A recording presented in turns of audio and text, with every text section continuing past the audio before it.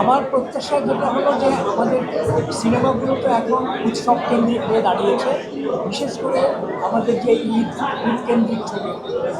পাশাপাশি আমার মনে হয় যে আমরা ছোটোবেলায় যেমন প্রতি সপ্তাহে আমাদের ছবি রিলিজ হতো এবং আমরা প্রতি সপ্তাহে প্রত্যেক সপ্তাহে কিন্তু ছবি রিলিজ হতো, নতুন নতুন ছবি।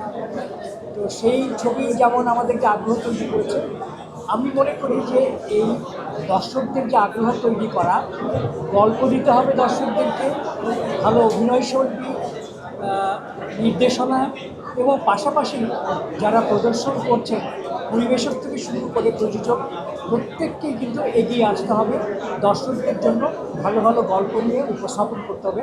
তাহলে কিন্তু দর্শকরা নতুন নতুন সিনেমা দেখার ব্যাপারে আগ্রহী হবে, এটি আমার প্রত্যাশা। আচ্ছা, আমাদের একটা সিক্রেট বলি, আমাদের দুজনের খুব একটা সুপ্ত ইচ্ছে আছে ইন ফিউচার আমরা ছবি প্রযোজনায় আসবো, এরকম একটা পরিকল্পনা অনেকদিন থেকেই করছিলাম। ইনশাআল্লাহ, ইনশাআল্লাহ। না, আচ্ছা, পরিকল্পনাটা অনেক বড় একটা প্রস্তুতি, তবে এটা আমরা গত 1 বছর আগে থেকে ভাবছি। আমাদের দুজনের ইচ্ছে আছে আমাদের প্রযোজনা সংস্থা থেকে ছবি প্রযোজনা করবার। আর যেটা বললেন উনি যে আগে যে সিনেমাগুলো হতো বা নতুন করে হচ্ছে, অবশ্যই এখন অনেক ভালো গুণী অভিনেতা আসছেন, টেকনোলজিক্যাল একটা চেঞ্জ এসছে, তারপর ওয়ার্ল্ড ওয়াইড একটা কম্পিটিশন হচ্ছে।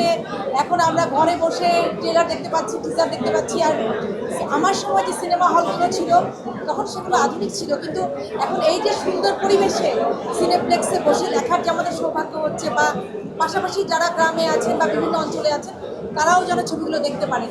আসলে নির্মাণ যখন হয় তখন তো সবাইকে দেখানোর জন্যই হয়, কেউ যেন বঞ্চিত না হয়।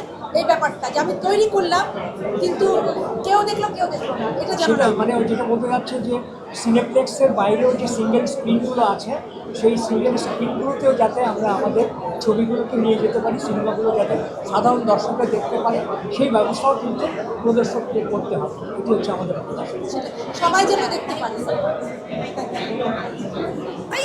Please hold. And wait.